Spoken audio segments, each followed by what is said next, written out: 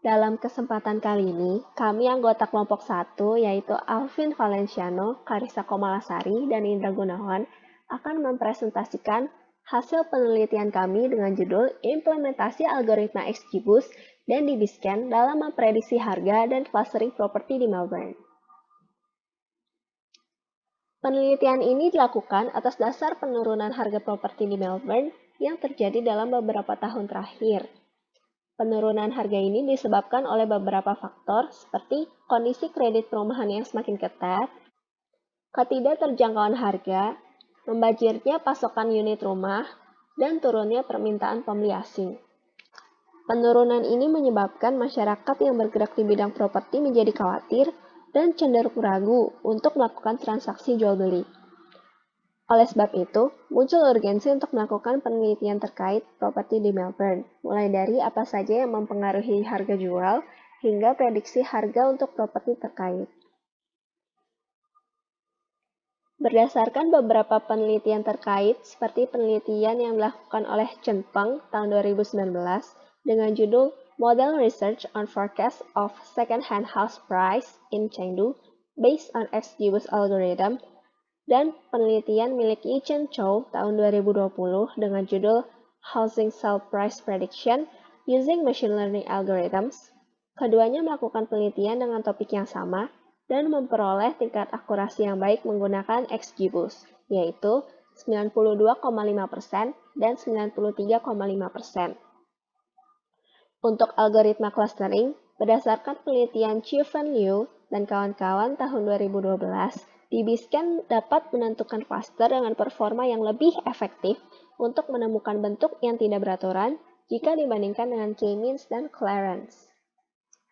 Data yang digunakan memiliki banyak fitur, maka untuk keperluan visualisasi hasil clustering dan pencegahan terjadinya curse of dimensionality, digunakan algoritma untuk melakukan reduksi dimensi.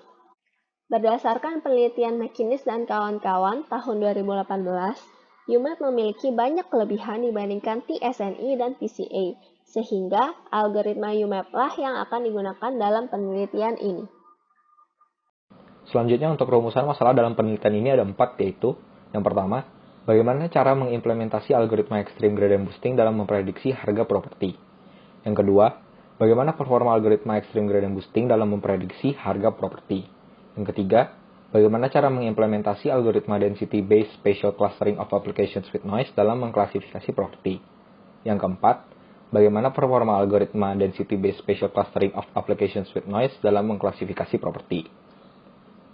Selanjutnya, untuk tujuan dalam penelitian ini ada 4, yaitu mengimplementasi algoritma extreme gradient boosting dalam memprediksi harga properti. Yang kedua, mengetahui performa algoritma extreme gradient boosting dalam memprediksi harga properti. Yang ketiga, mengimplementasi algoritma density-based spatial clustering of applications with noise dalam mengklasifikasi properti. Dan yang terakhir, mengetahui performa algoritma density-based spatial clustering of applications with noise dalam mengklasifikasi properti. Berikut adalah flowchart metode penelitian yang kami gunakan pada penelitian ini. Yang pertama ada data collecting. Setelah mengumpulkan data, akan dilakukan data preprocessing. Data preprocessing memiliki 4 tahapan lainnya, yaitu data cleaning, integration, reduction, dan transformation. Setelah melakukan data preprocessing, kita akan melakukan modeling. Setelah modeling akan dilakukan testing dan menghitung nilai akurasi dari model yang digunakan. Jika nilai akurasi sudah baik atau mencapai nilai yang optimal, maka kita dapat mengevaluasi data test dan data train dengan menghitung mean absolute error dari kedua data tersebut.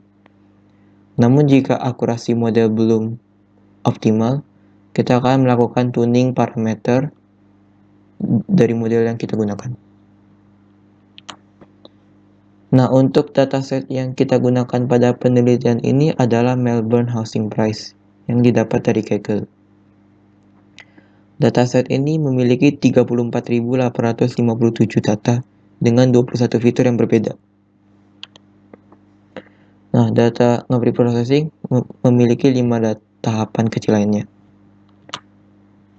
Yang pertama adalah data cleaning. Tujuannya adalah menghilangkan noise dan data yang tidak konsisten, menghapus data yang memiliki banyak fitur kosong, dan mengisi nilai kosong dengan nilai yang cocok berdasarkan sifat fitur tersebut. Sebagai contoh, jika terdapat data yang tidak memiliki fitur harga, maka kita dapat mengisi harga data tersebut dengan nilai rata-rata atau median dari seluruh data harga yang ada. Yang kedua adalah data integration. Tujuannya adalah menghitung korelasi antar setiap fitur numerikal yang ada dengan fitur harga. Dua poin penting yang akan kita lakukan adalah menghapus seluruh fitur yang memiliki nilai korelasi rendah, yang berarti seluruh fitur yang tidak memiliki hubungan erat dengan harga akan dihapus. Yang kedua adalah menghapus fitur duplikat yang memiliki nilai korelasi yang tinggi. Pada penelitian ini, fitur rooms dan bedroom 2 memiliki hubungan yang erat. Maka dari itu, kita akan menghapus fitur bedroom 2 dari dataset yang ada.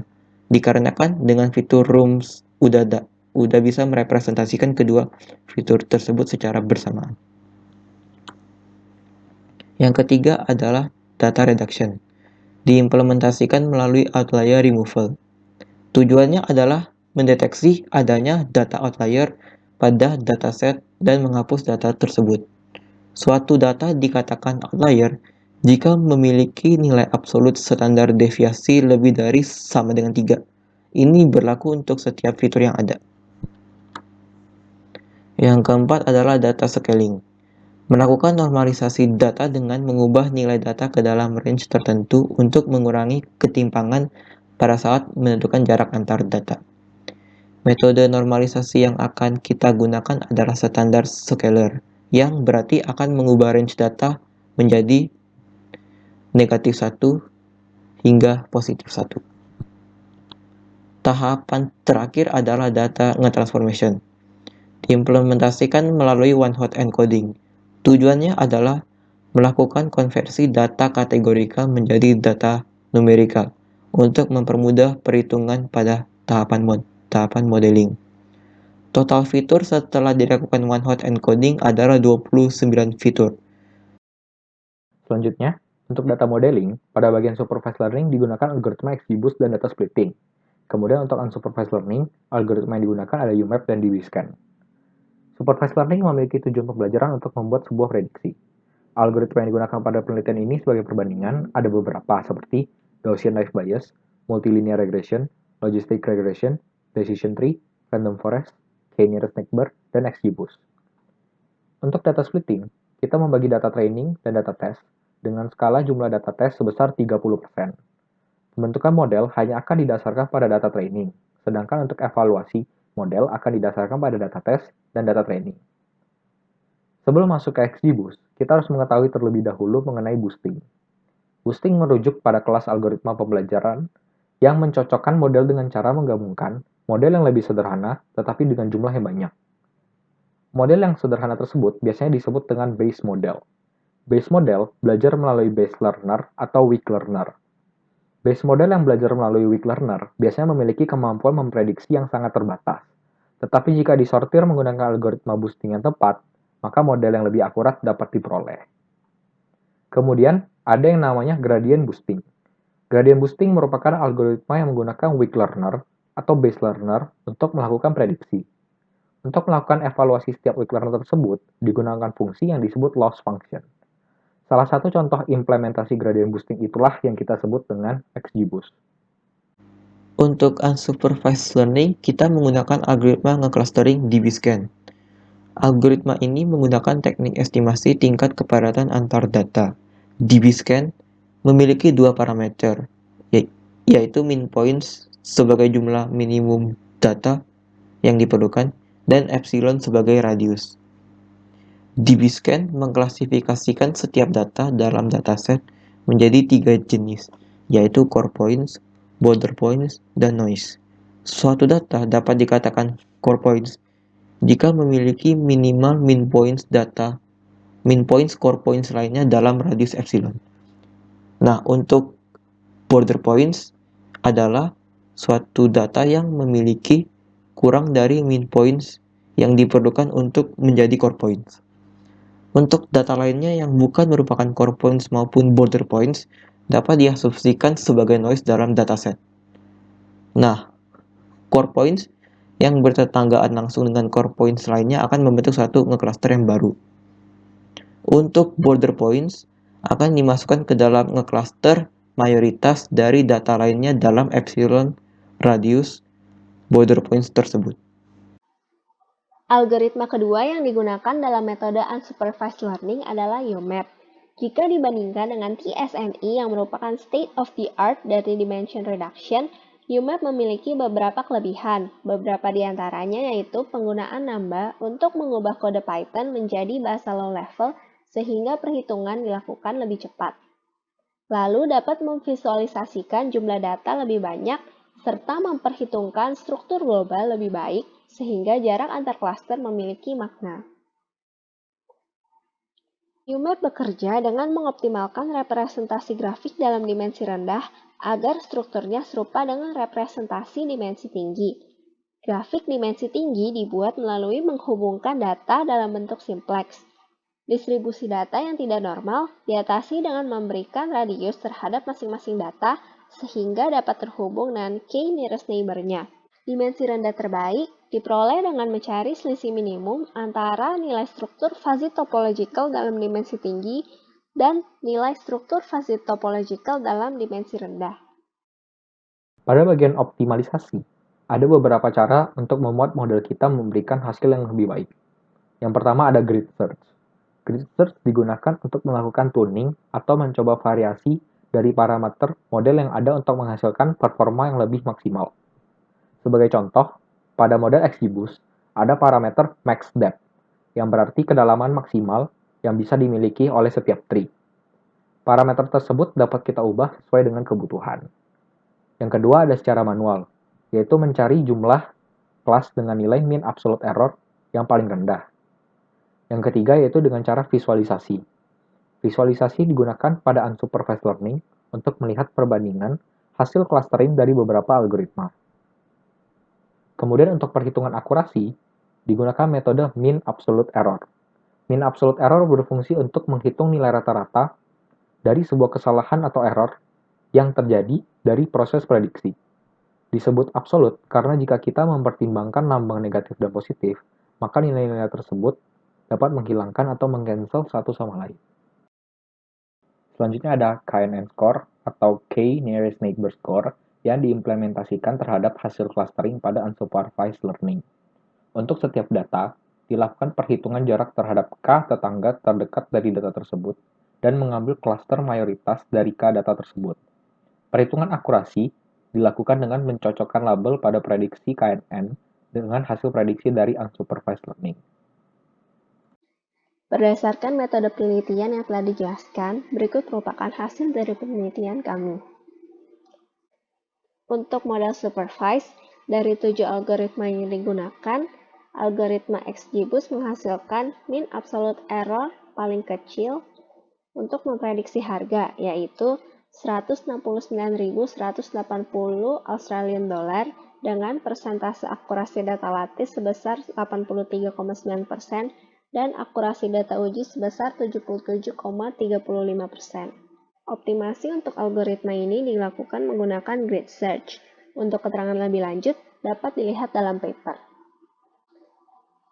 Selanjutnya, untuk algoritma unsupervised digunakan 3 algoritma yaitu HDBScan, DBScan, dan K-means. Masing-masing algoritma memiliki 3 hasil yaitu hasil clustering tanpa reduksi dimensi, kombinasi dengan algoritma PCA, serta kombinasi dengan algoritma UMAP. Dari 9 hasil yang ada, terdapat 3 hasil terbaik yaitu sebagai berikut. Ketika membandingkan ketiga visualisasi dan hasil siluet masing-masing perhitungan, dapat dilihat bahwa hasil clustering dari algoritma HDBScan dan DBScan hampir serupa. Oleh sebab itu, hanya akan dipilih 2 hasil clustering untuk dilakukan perhitungan lebih lanjut menggunakan K nearest neighbor, yaitu model kombinasi DBScan dan UMAP, serta kombinasi K-means dan PCA, atau cluster B dan cluster C. Perhitungan diawali dengan membagi data hasil clustering menjadi training dan testing, kemudian memberikan data training sebagai input ke model KNN dengan nilai K adalah 5. Hasil perhitungan KNN scores menentukan bahwa cluster yang paling baik diperoleh menggunakan algoritma DBScan dan UMAP dengan akurasi 100% untuk kedua data training maupun data testing. Data terbagi menjadi 9 cluster. Ketika dilakukan analisis, masing-masing cluster memiliki karakteristik yang berbeda-beda. Keterangan lebih lanjut terkait karakteristik ini dapat dilihat dalam paper. Kesimpulan dari penelitian ini yaitu implementasi algoritma XGBoost dalam memprediksi harga properti telah selesai dibuat. Rata-rata error adalah 169.180 Australian dollar. Disimpulkan performa XGBoost dalam memprediksi harga menggunakan dataset terkait cukup baik. Implementasi algoritma DBScan dalam mengelompokkan properti telah selesai dibuat. DBScan dan UMAP menghasilkan clustering yang baik untuk dataset terkait dengan nilai siluet sebesar 0,21535, KNN score 100%, dan setiap cluster memiliki karakteristik fitur yang berbeda. Ini adalah daftar referensi yang digunakan. Demikian presentasi dari kelompok 1. Semoga penelitian ini dapat berguna dan terima kasih atas waktu yang telah disediakan.